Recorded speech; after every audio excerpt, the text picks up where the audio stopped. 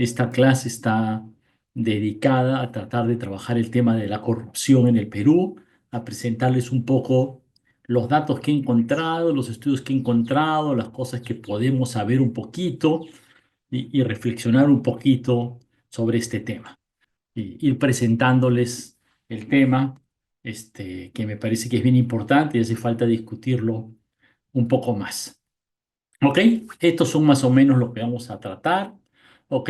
Primero algo de historia, luego un par de casos importantes, revisar un par de estudios sobre encuestas o lo que dicen los empresarios, los hogares, cómo afectan esto a la gente. Hay un estudio interesante sobre eso, ver algunos indicadores y estudios que hay sobre eso y tal vez, ojalá alcance el tiempo para llegar a discutir algunas teorías económicas, ¿no? Algunas ideas para ver cuánto nos hacen sentido en el Perú.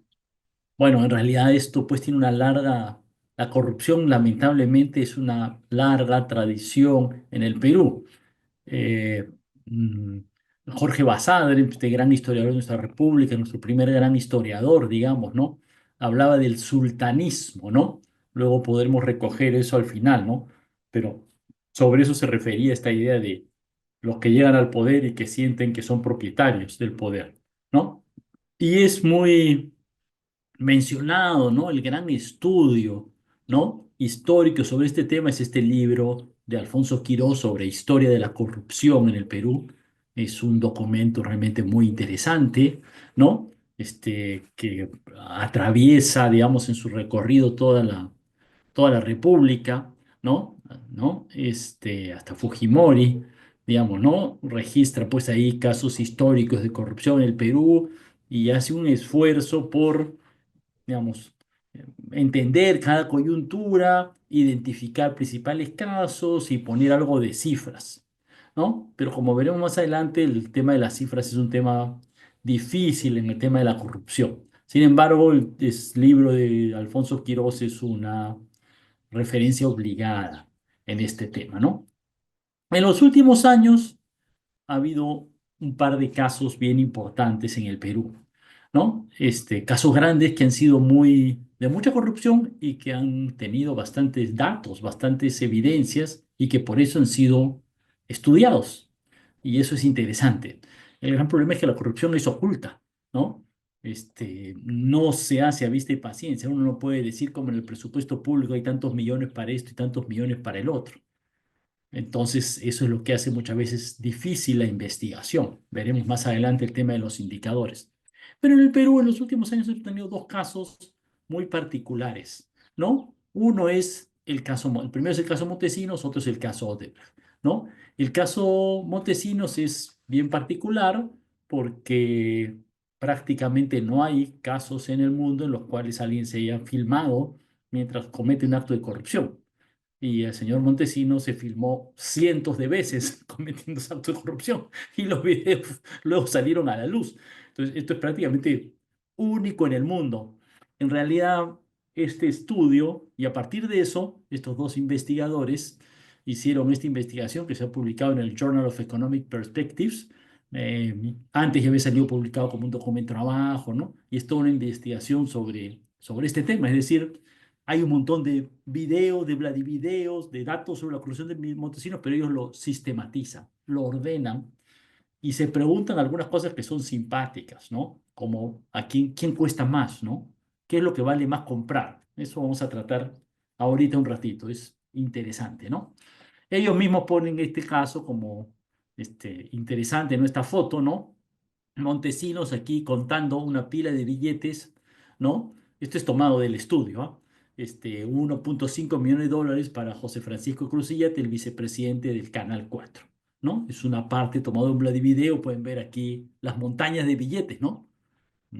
Yo nunca me había, bueno, no sé qué altura tienen 1,5 millones de dólares, ¿no? Supongo que depende de la denominación de los billetes, pero bueno, grafican esto, ¿no?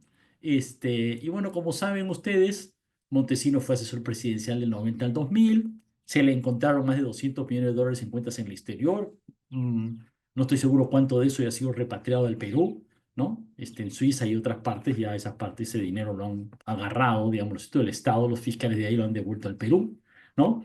También en el momento que ya el escándalo había estallado, ¿no? Aparentemente negoció su salida y pidió y le dieron 15 millones de dólares supuestamente como compensación por tiempo de servicios, ¿no? Se los dieron en efectivo, en un maletín, ¿no? Eso es parte de los juicios y cargos que han tenido estos personajes, ¿no? Y como ustedes saben, el tema, no, lo que nos permite analizar un poco el tema, porque aquí, digamos, es un poco difícil en los temas de corrupción, pero lo que trato de hacer en esta oportunidad es sobreponernos a la indignación justa que tenemos sobre esto, ¿no? Porque esto es un robo al país, esto es espantoso, terrible, pero tratar de entenderlo, ¿no? Aproximarlo, analizarlo, ¿no? ¿Qué podemos aprender de acá? Como le digo, este es un caso único en el mundo, ¿no? ¿Por qué alguien grabaría su propio delito?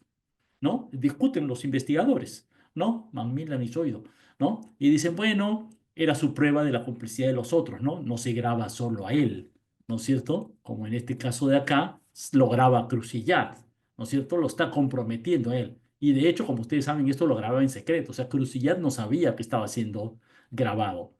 Montesino sí sabía, pero aún así no le importaba, digamos, ¿no?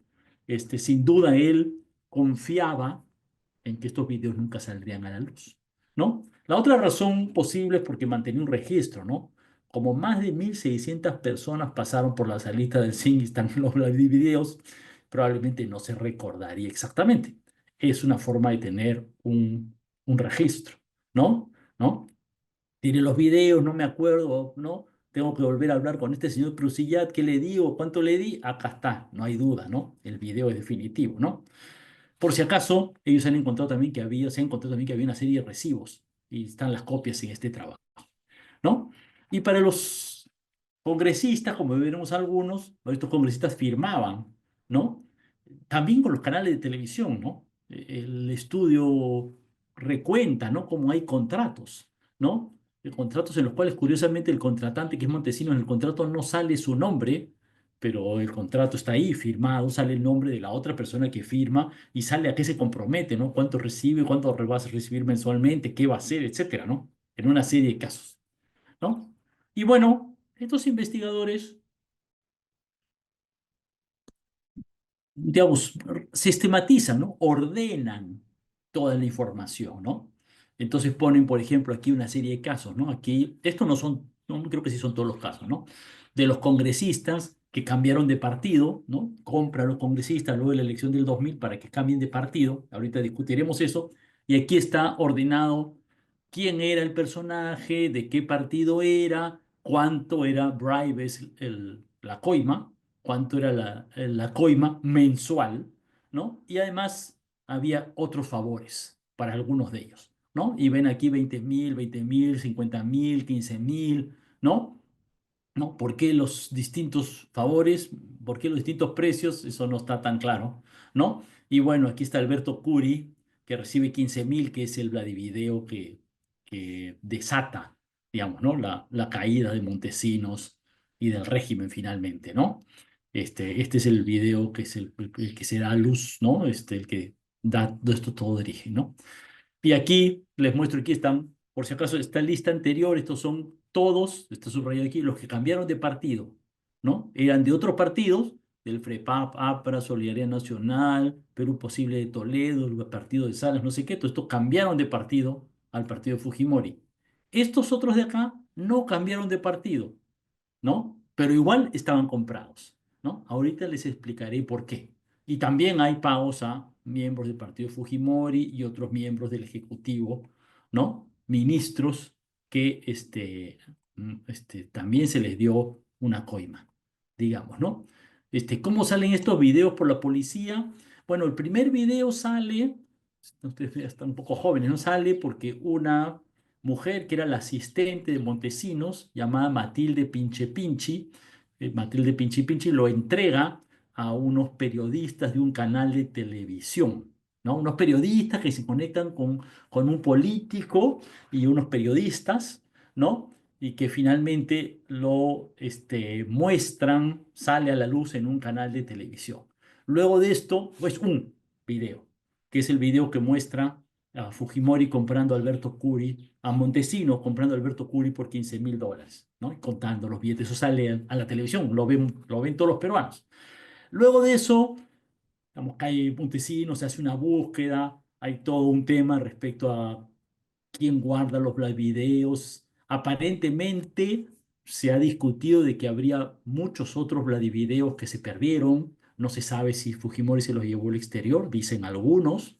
Hay algunos libros sobre esa historia, un libro de José Ugaz, que cumple un rol en ese momento, que cumple un poco la historia. Incluso se hizo una película sobre eso, no hace mucho, ¿no? Así que los interesados pueden verlo ahí. Y finalmente, bueno, en esta búsqueda, en este lío de la caída de Montesinos y Fujimori, se recuperan una cantidad de videos, varios cientos, varios cientos de videos que en principio, si no me equivoco, están resguardados, guardados en algún sitio del Congreso de la República que investigó el tema.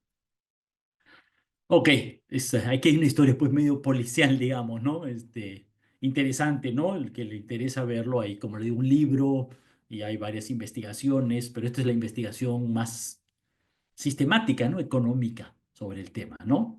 Y aquí están, todos estos son recortes de la investigación y son unos cuantitos, como siempre hago, ¿no?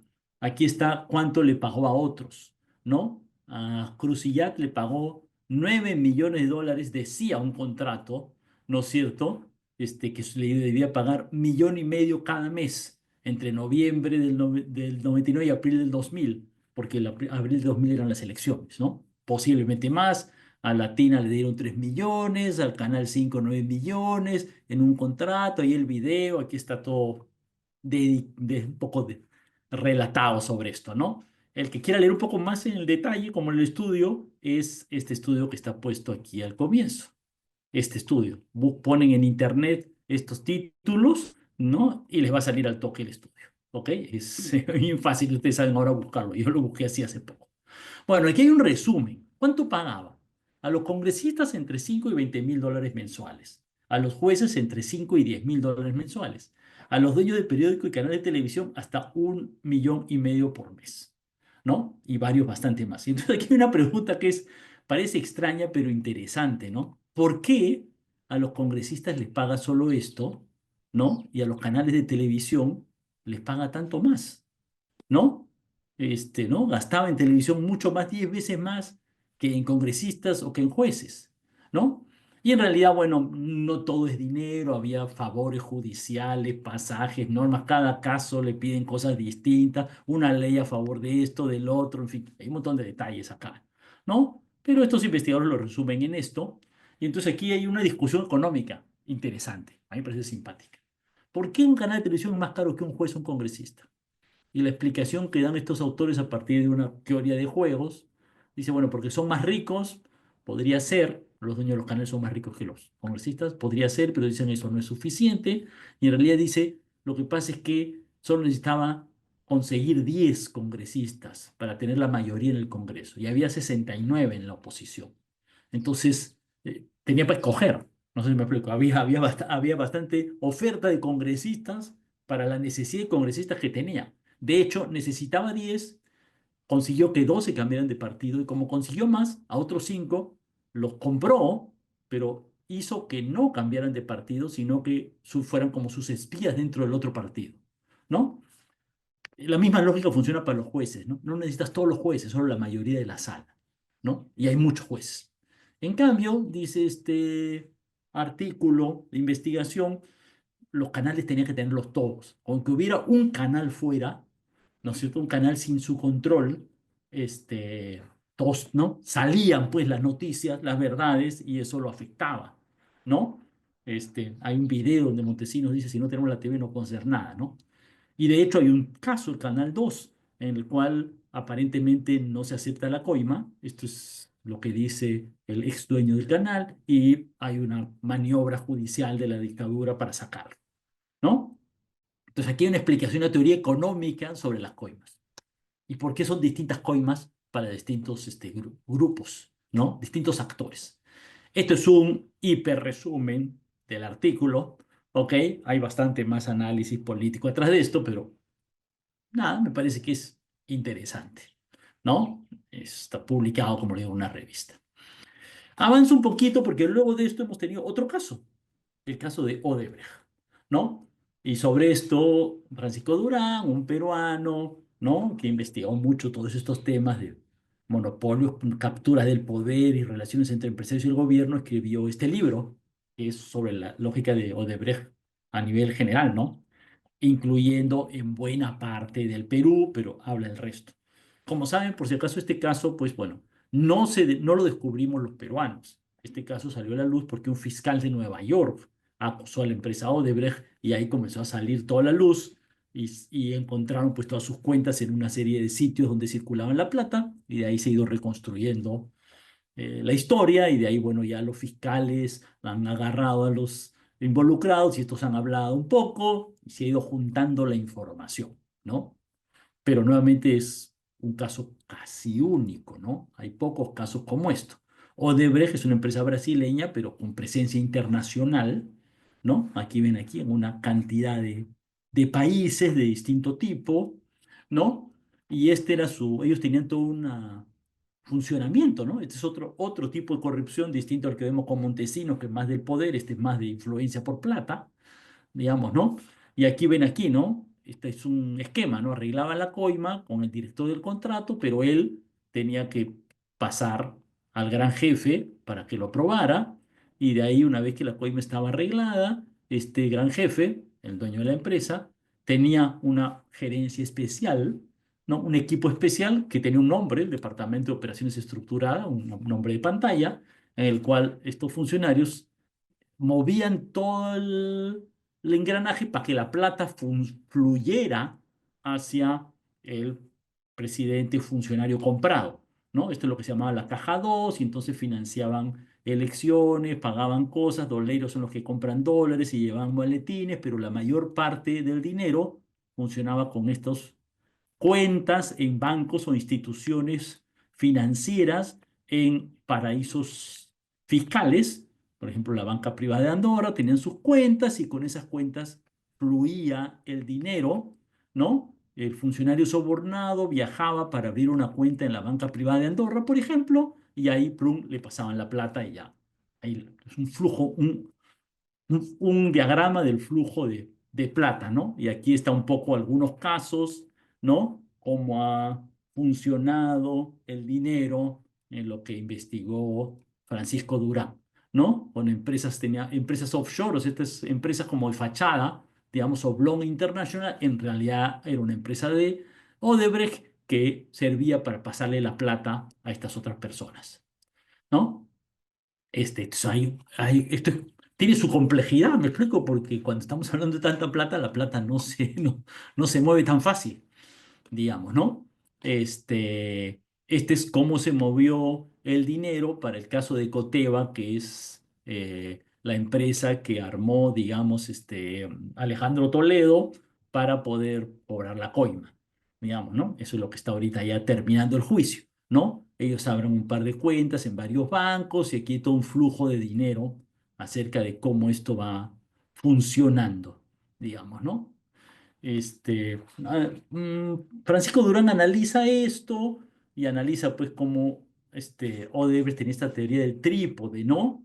¿No? Porque este es lo interesante, ¿no es cierto? Lo fuerte también de esto es que este no era pues un caso de corrupción, me explico, ¿no? Este era una empresa, mega empresa, ¿no? Con presencia internacional, contratos de miles de millones de dólares, que tenía todo un esquema de corrupción, ¿no es cierto? Ya sabía que tenía que coimear, ya tenía un grupo de gente especializado, tenía incluso un registro, se sabe, un Excel, digamos, donde le ponían como nombres clave a las personas que iban a coimear, digamos, ¿no? Entonces tenía todo un esquema de corrupción permanente, ¿no?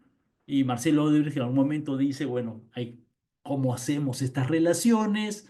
Hay que relacionarse con los gobiernos con estas tres patas: presencia en las inauguraciones, porque a los presidente siempre les gusta tomarse fotos frente a una gran obra, relaciones personales al más alto nivel, ¿no?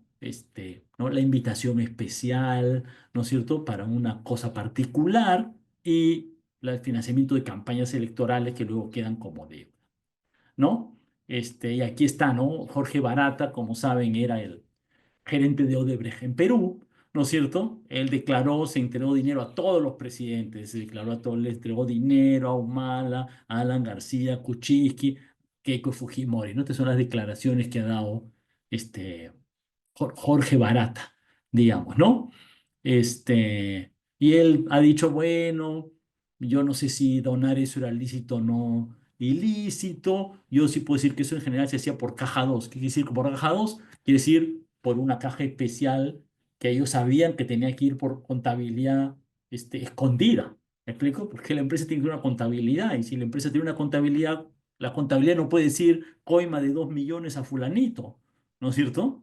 Entonces tiene que tener todo un esquema para ocultar el dinero, ¿no? Y todo eso va principalmente por ese dinero oculto, digamos, ¿no? Pasó esto, digamos, ¿no? Para avanzar y bueno, aquí se ve cómo esto funcionaba con todo un esquema, digamos, ¿no es cierto? Que funcionaba, por ejemplo, en esto que nosotros conocemos que es el metro de Lima, ¿no? El tren eléctrico, digamos, ¿cierto? Lo que hoy usamos el metro, ¿no? El metro de Lima se hizo primero el tramo uno. El tramo uno era desde el centro hasta Villa El Salvador, que fue la primera parte que se hizo, ¿no? Y aquí pueden ver cómo, ¿no? Si quieren, ¿no? Un indicador es que, ¿no? Dijeron, ¿no? Odebrecht hizo esto, ¿no? ¿No? Dijo que lo iban a hacer por 410 millones de dólares. Al final fue aumentando durante las obras hasta 519 millones de dólares, ¿no? Aumentó, ¿no? 100 millones de dólares extra y por ahí hubo pagos adicionales especiales de 1,4 millones de dólares. El tramo 2 es del centro de Estación Grau hasta el final de San Juan del Lurigancho, ¿no? Que se hizo después. Se hizo primero un tramo, luego el segundo tramo, ¿no? Aquí pueden ver el inicio de obras, es un poco distinto, digamos, ¿no? ¿No? Y aquí el aumento del costo fue mucho mayor, ¿no? Ofrecieron hacerlo en 580 millones de dólares. Fíjense que el kilometraje, la longitud es la mitad, ¿no? A pesar de lo cual el costo planteado es mayor y el costo final es mucho mayor y claro, los pagos adicionales son mucho mayores todavía, ¿no? Esto es complejo porque por si acaso el que una obra, el contratista diga yo te la voy a hacer por X, ¿no? 500 millones y luego en el camino diga, bueno, pero el terreno era distinto, los precios subieron, que si eso está aceptado, digamos, en las reglas de contratación, solo que cómo se procesa eso es algo totalmente, digamos, oscuro y dudoso, ¿no? Si se quiere, ¿no? Particular en el Perú, resalta Paco Durán, es que Odebrecht en el Perú fue buscando socios locales y buscó a la empresa más grande de ingeniería en el Perú, Graña y Montero, dirigida por unas grandes familias, y entonces ahí tenía una sociedad, digamos, ¿no? De hecho, el Metro de Lima todavía lo manejan ellos, ¿no? Entonces, este es un tema también analizado, interesante. Ustedes saben que ahorita está en juicio, ya el juicio pues tiene unas particularidades del proceso jurídico respecto de qué se acepta como prueba, qué no se acepta como prueba, cuál es ¿cómo se llama? La tipología jurídica con la cual se puede acusar o no, ya son cosas que, ¿no? A los que no somos abogados, no entendemos parcialmente, ¿no? Pero ha habido mucho conocimiento en este caso de Odebrecht, hay mucho dato, hay mucha información, se ha acumulado mucha información a través, pues, de lo que he ido viendo, ¿no? En primer lugar, de todo lo que se ha sacado del exterior, porque todas estas coimas, ¿no? Pasan, pues, por cuentas, ¿me explico? Y todas estas cuentas se han ido descubriendo, ¿no? Felizmente se ha podido, pues, presionar a los bancos offshores de que informen, ¿no? Porque estos son pagos ilegales, ¿no? Y se ha obtenido la información, ¿no? Entonces se tiene mucho más conocimiento del que hay para otros casos de corrupción. Muchos otros casos no se sabe, pues, ¿no? Sospechamos, pensamos, hay datos, pero, ¿no? Encontrar la ruta del dinero, como dicen, no es tan fácil, ¿no? No son tantos casos. Hay otros casos en los cuales hay también pruebas, ¿ah? Se lo estoy poniendo porque luego hay el caso del Club de la Construcción y han salido algunos más. Pero este es un caso en el cual hay bastante información, ¿no? Que plantea analizar este tema importante, interesante, fuerte de cómo una empresa se organiza, ¿no es cierto? Para hacer permanentemente corrupción, ¿no? No es un acto de corrupción, ¿no? Es una empresa que tiene un modus operandi, una estrategia, una forma de operar, ¿no? Que tiene que ver con la corrupción. Ok, ahí tienen un par de libros que los interesados, me parece todos debemos estar interesados, pues no podemos leer, ¿no? Deberíamos leer. Pero sabemos que son dos casos, ¿no? Dos casos muy distintos, el de Montesinos y el de Odebrecht, ¿no? El Montesinos es muy político, ¿no? Compra congresistas, ¿no? El objetivo es, sale dinero del Estado para que personas mantengan esas personas en el poder, pero el dinero sale del Estado, digamos, ¿cierto? El caso de Odebrecht es, ofrecen hacer una obra, me explico, ¿no? Y ellos le pagan a un, ¿no? La coima va de la empresa privada al funcionario público para que la empresa sea luego beneficiada con el contrato. El esquema es un poco distinto. Bueno, sobre este tema, pues el tema de corrupción ha sido importante en los últimos años y entonces encontré, bueno, qué piensan los ejecutivos, los empresarios en el Perú sobre la corrupción. Bueno, Centrum unos investigadores de Centrum hicieron este estudio hace algunos años, ¿no? Hicieron una encuesta, 406 ejecutivos, y les preguntaron una serie de temas vinculados a este tema de la corrupción. ¿Ok? ¿Qué tan importante es la corrupción para que sea un obstáculo en el desarrollo de negocios? En el 2015, esto es distinto hoy, posiblemente, pero ya en el 2015 inseguridad ciudadana salía en el primer lugar. En el 2015, ¿ah? Ojo, estamos hablando hace 10 años, ¿ok? ¿No? Dos, sale corrupción, muy cercano sale demoras en trámites y no sé qué, y luego salen los otros temas, ¿no? Incertidumbre económica, informalidad, son otros temas, ¿no? Excesiva tributación está en el puesto 7, digamos, ¿no? No parece ser un tema, ¿no? Baja calidad de la infraestructura sale en el puesto 8. ¿Ok? Es una opinión, pero esperemos pues que sea buena, ¿no? Esta revelación es importante. ¿Qué tan seguido hacen pagos irregulares? O sea, pagan coimas, ¿no es cierto? Frecuentemente, muy frecuentemente 24%, frecuentemente 32%. O sea, si suman estos dos, el 56% paga con mucha frecuencia o con frecuencia, ¿no? Coimas. Solo un 24% no paga nunca, la minoría, y una cantidad de vez en cuando. Esto quiere decir que es normal, no es normal, pero bastante, la mayoría paga frecuentemente o muy frecuentemente coimas, ¿no? Y reclaman, ¿no es cierto? Protestan por los cobros irregulares, la mayor parte no hace es una protesta, ¿no? No va a nadie a decir por qué me están cobrando esto, ¿no? Y los que tienen contratos para hacer obras públicas, ¿cuánto por encima del valor consiste en pagos irregulares? ¿No? No cuánto ellos cobran por encima, sino cuánto pagan por encima, ¿no? Fíjense que aquí, ¿no? ah, 30% entre el 10 y el 25%, y otro 13% entre el 25 y el 50%. O sea, si suman, ¿no? ¿No? Estos dos, ¿no? Casi la mitad pagan más de 10%, y las cantidades, pues, más de 25% es un montón, digamos, ¿no? Y hay una cantidad significativa que lo hacen, digamos, ¿no? Hay otros que poquito, ¿no? Depende seguramente mucho de los tipos de contratos, ¿no? Y aquí les preguntan qué tipo de modalidad de corrupción tienen, ¿no? Mucho, lo más importante, un soborno para conseguir licencia y permiso, ¿no? Luego sigue el de conseguir un contrato público y luego fallos judiciales, ¿ah? Ojo, ¿ah? 16%. ¿Ok? Ahí pueden ver más o menos el resto, ¿no? De las categorías para la empresa. Ojo que ya para la empresa van a ver que es un poco distinto en lo que pasa con la gente, con los hogares, ¿ok? Permisos, contratos públicos, fallos judiciales, es el centro del problema, digamos, ¿no es cierto? Donde está el tema para las empresas, digamos, ¿no? Funcionarios reguladores, ¿no? Este es el tema esencial, ¿no? Este, y para ellos, para los mismos, digamos, ejecutivos, en realidad, así lo califica el estudio, ¿no? ¿Por cuáles son los principales factores? El problema de cultura de los funcionarios públicos que son corruptos, pero un 35% dice es porque el sector privado se quiere aprovechar, ¿no? Y acepta, digamos, ¿no? Entonces aquí hay un tema de un comportamiento de la empresa, digamos, ¿no? Por último, y las empresas privadas, ¿dónde ejercen influencia? ¿No? Y aquí, claro, no está claro en esta pregunta si es una influencia debida o indebida.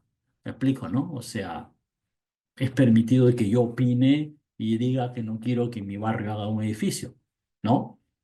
Eso, no tenemos derecho a opinar, ¿no?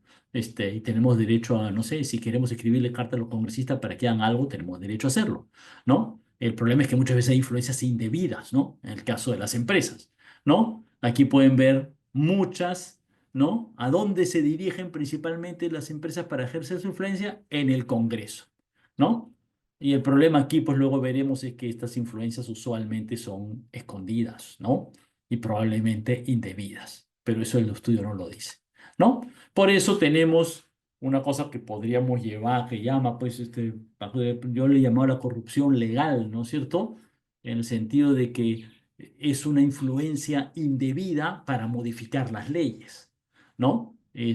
No está fuera de la ley porque van el congresista, convence, ¿no? O si es legal, digamos, tal vez dudoso, pero digamos, opera a través de que se obtenga una norma o ley a su favor. Por ejemplo, exoneraciones tributarias, por ejemplo, normas respecto a la ilusión tributaria, por ejemplo, rebaja de multas. Aquí puse a petroleras y mineras, pero hace poco el Congreso metió un articulito en una ley, ¿no? ¿Quién sabe cómo?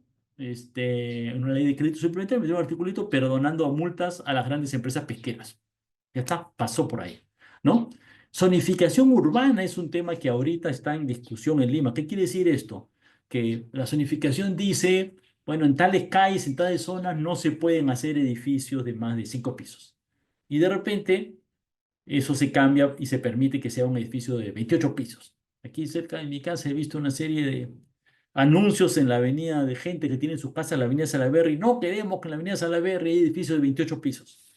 Eso es un cambio de zonificación. Pero eso, ¿qué significa? Que es distinto el valor de un terreno.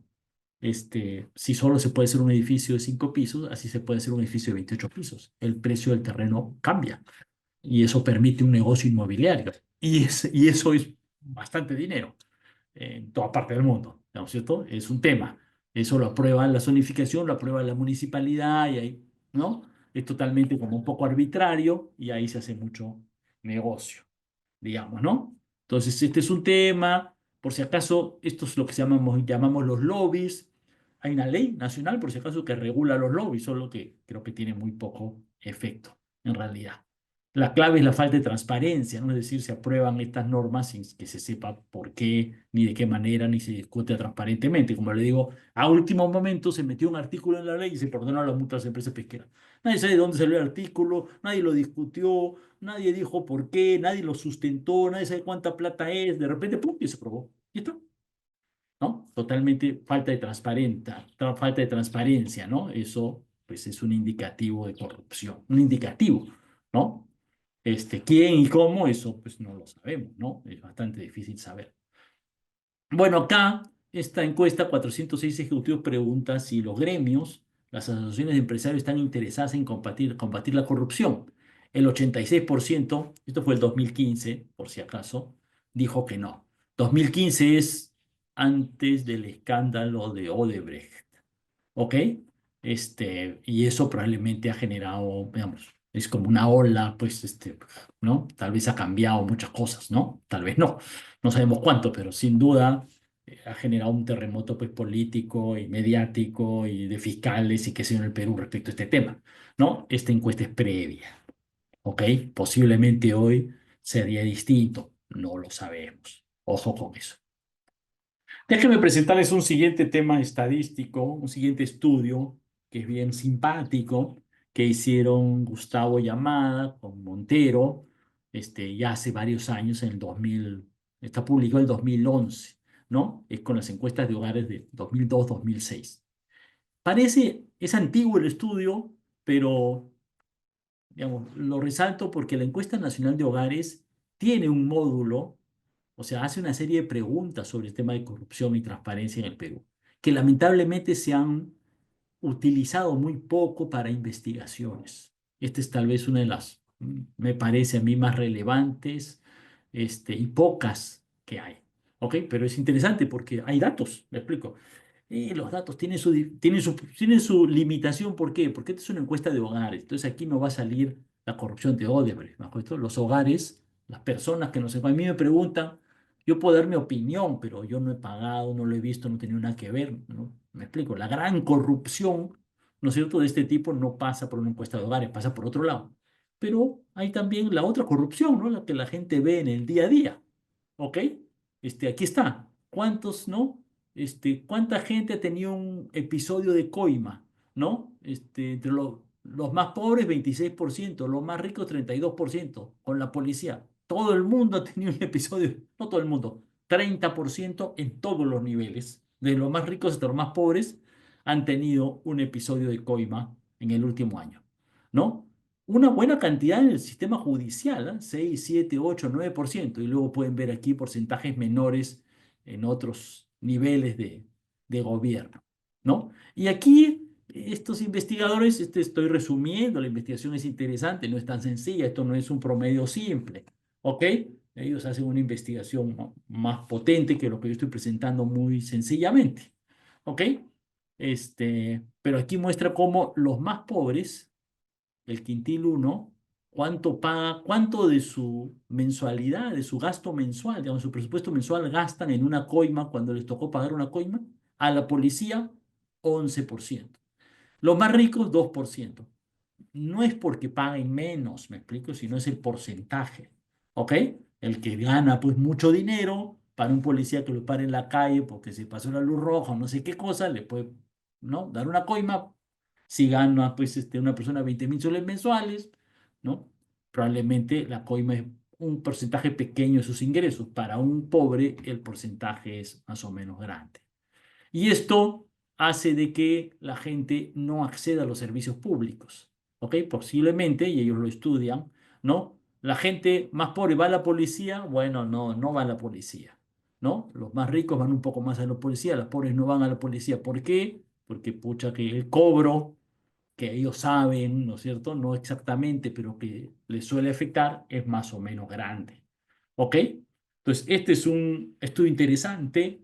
Como le digo, es casi una sugerencia, debería replicarse. No sé, aquí hay bastantes datos que me parece que los usamos bastante poco. ¿Ok?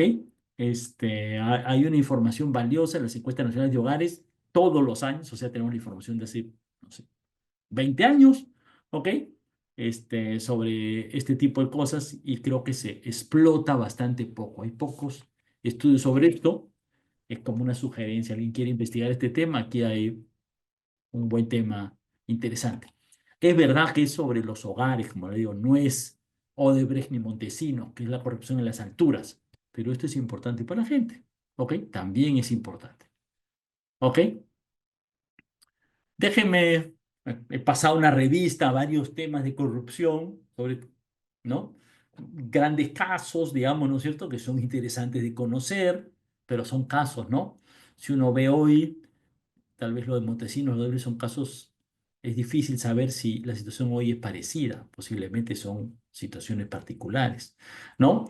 Esta encuesta para empresarios que les he presentado ya fue hace 10 años, sería interesante tener un nuevo estudio funcional, ejecutivo, pero no he visto que haya. Como le digo, yo traigo lo que he encontrado, ¿no? Siempre puede haber mejores investigaciones, cosas más nuevas, ¿no? Uno no puede asegurar de que no hay nuevos trabajos. Yo hablo por lo que he logrado encontrar.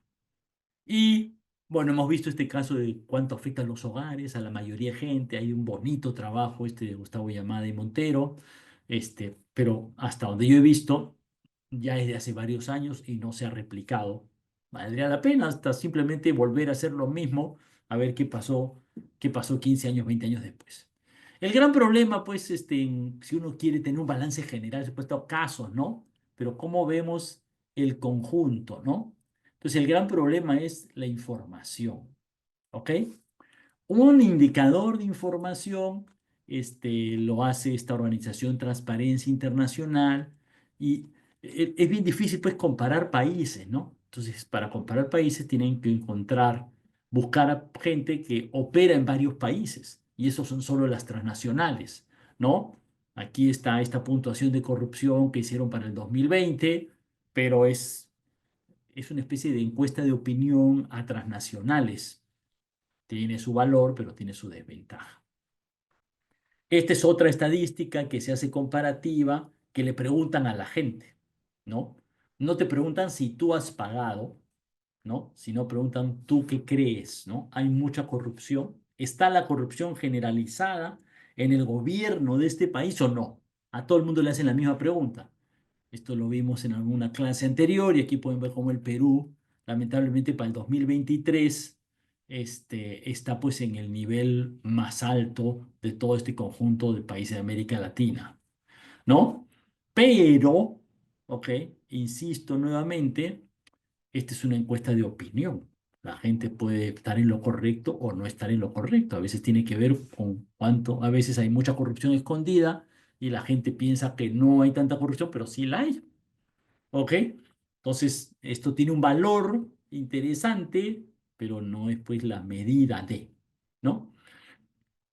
Otro indicador que está saliendo ahora es la OCDE. La OCDE está sacando una especie de iniciativa con 6 como indicadores o análisis vinculados a la corrupción y en este caso, más que medir la corrupción directamente, ¿no? Buscan hacer una especie, digamos, tablero de control, un set de indicadores que tienen que ver con, bueno, la política del gobierno, el cómo funciona el gobierno. ¿Funciona bien o mal respecto a la corrupción?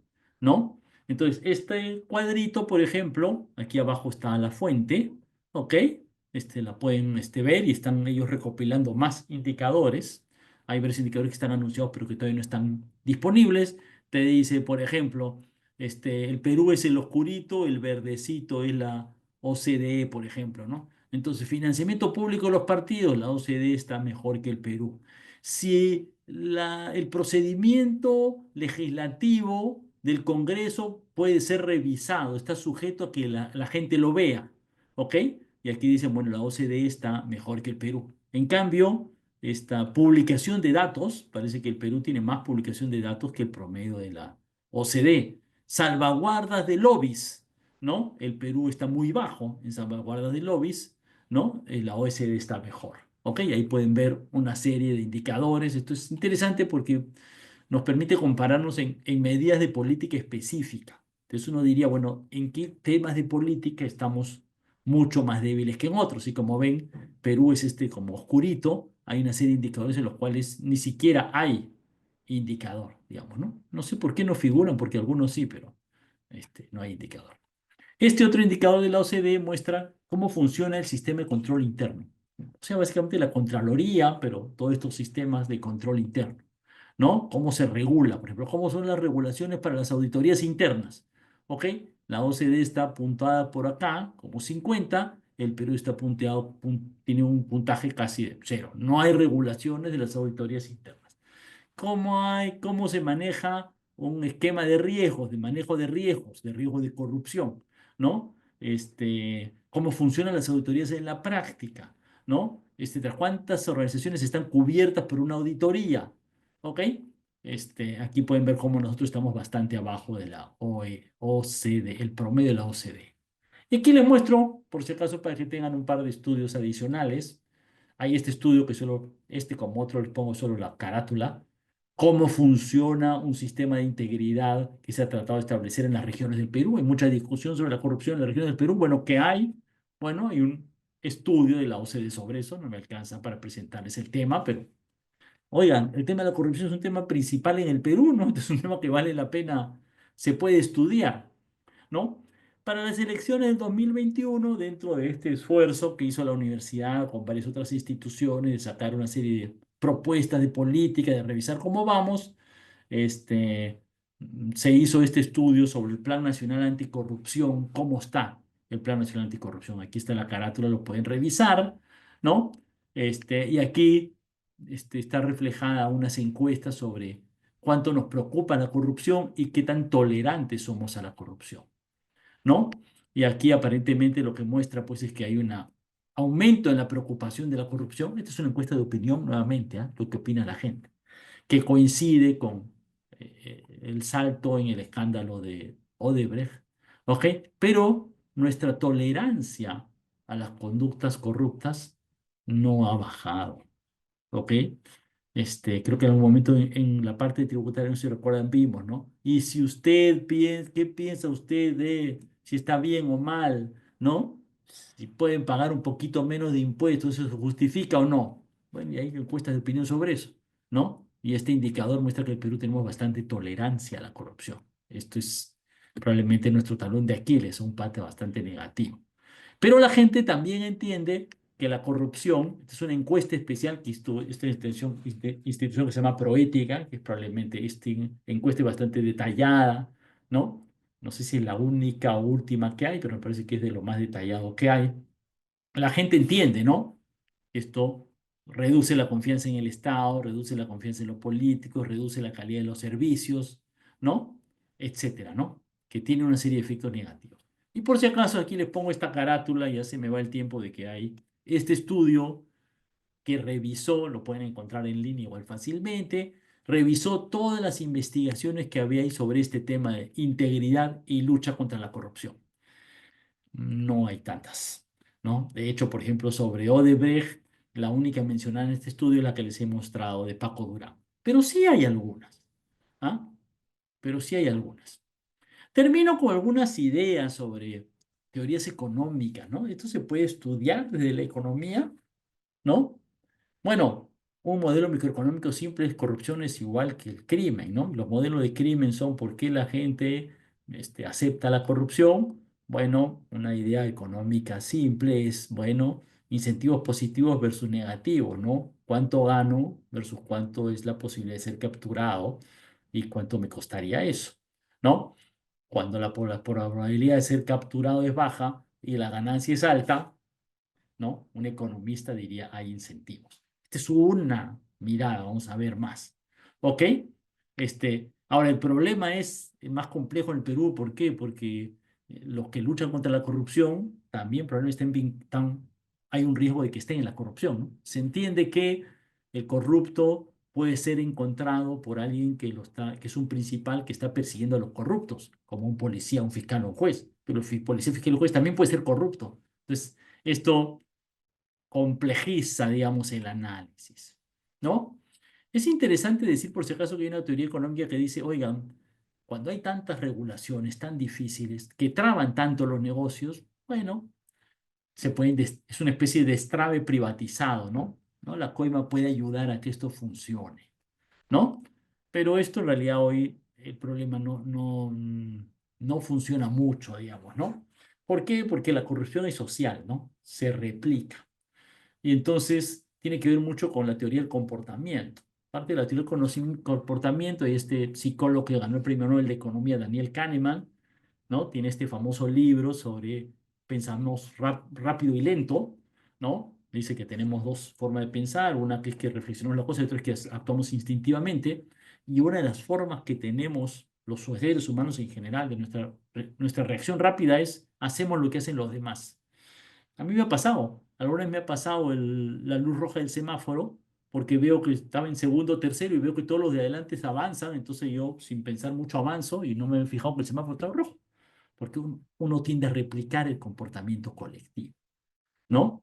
Entonces este es un problema, ¿me explico? Hay una especie de externalidad, ¿no es cierto? Cada vez que se hace un acto de corrupción, que es que tiende a multiplicar los actos de corrupción. Y también hay otra idea entre los economistas, las narrativas, ¿no? No sé si les comenté, ¿no? Hay un libro sobre la economía de las narrativas de otro premio Nobel de Economía. Dice la narrativa es muy importante, es decir, qué historias creemos, y hay estas narrativas, ¿no? Bueno, yo soy no una narrativa, pues sí soy empresario, tengo que ganar contratos para hacer carreteras. Si yo no coimeo, los otros lo van a hacer y me van a sacar, tengo que hacerlo, si no pierdo, ¿no? O soy un funcionario público mal pagado, soy un policía mal pagado, entonces como soy mal pagado, ya pues me cobro así, ¿no?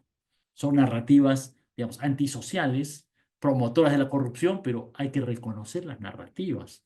¿Me explico? Porque justifican y sustentan la corrupción. Hay una discusión, hay algún análisis que ha habido reciente sobre cómo es la economía política de la corrupción. Y, por ejemplo, se ha discutido en un régimen dictatorial, un régimen que dura más, ¿la corrupción es mayor o menor? Esto se discutió en el Perú a propósito de la reelección o no de alcaldes y gobernadores regionales. Se discutió, se ha eliminado la reelección y hay gente que dijo, una teoría dijo, no, pues si saben que solo van a estar 5 años, van a robar más en los 5 años. Este, ¿No? Porque quieren, ¿no? Robar más rápido y porque además no pueden ser reelectos, ¿no? Entonces no les importa tanto que haya menos obra porque no van a ganar con la reelección. Bueno, hay un estudio que está mostrado aquí de Paula Muñoz y colaboradores que encuentra algunos indicios de que posiblemente eliminar la reelección efectivamente aumentó el riesgo de corrupción. No logran demostrar, digamos, esto es un indicador, no es de corrupción porque no hay los datos de la corrupción, ¿me explico? Nadie te puede decir tales municipios hay tanta plata de corrupción, pero encuentra otros indicadores, ¿no?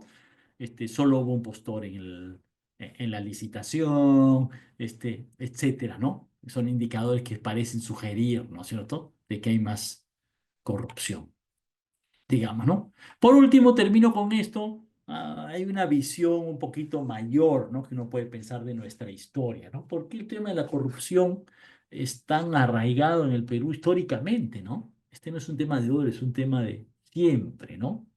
Y una forma de entenderlo es este concepto en el entendimiento del Estado que es el patrimonialismo.